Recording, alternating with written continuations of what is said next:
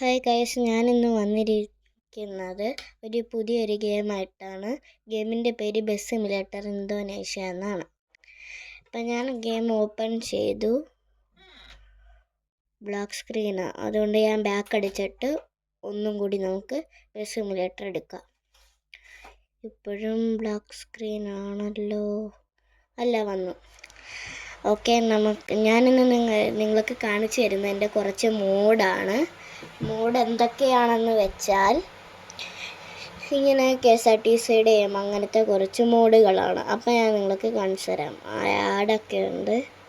Okay, ഇത് എൻ്റെ ഒരു KSRTC ആണ്. വയറ്റിലെ പറവൂർ എന്നൊക്കെ എഴുതി വെച്ചിരിപ്പുണ്ട്. നിങ്ങൾക്ക് കിട്ടാൻ അധികം ചാൻസ് ഇല്ല, ചിലപ്പോൾ നിങ്ങളുടെ കയ്യിൽ കാണുമായിരിക്കും. പിന്നെ ഈ മോഡിൽ ഒരു പ്രത്യേകതയുണ്ട്. നമുക്ക് ഈ ബസ്സിൻ്റെ ലൈറ്റൊക്കെ ഇടാൻ പറ്റും. എന്നിട്ട് ഈ ബസ്സിൻ്റെ ഒരു ഷട്ടർ പോലത്തെ സാധനമില്ലേ വിൻഡോ സൈഡിൽ, അത് പൊക്കാനും താക്കാനും പറ്റും. അടുത്ത് എൻ്റെ കയ്യിലിരിക്കുന്ന ഈ ബസ്സാണ്. ബസ് വലിയ കുഴപ്പമില്ലാത്തൊരു ബസ്സാണ്. ഈ ബസ് ഞാൻ എടുത്തിട്ടില്ല, ഞാൻ വല്ലപ്പോഴൊക്കെ എടുക്കത്തുള്ളൂ. പിന്നുള്ള ഈ ക്രെയിന് ഞാൻ അധികം എടുക്കത്തില്ല.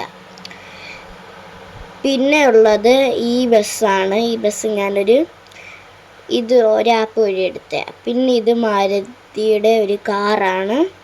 ഞാനിത് എടുത്തിട്ടുണ്ട്, പക്ഷേ ഞാനധികം ഉപയോഗിച്ചിട്ടില്ല. പിന്നുള്ളത് ഈ കാറാണ്. ഈ കാറ് റിപ്പയർ ചെയ്യാൻ എൻ്റെ ക്യാഷ് ഇല്ല, അതുകൊണ്ട് ഞാനിത് റിപ്പയർ ചെയ്തില്ല.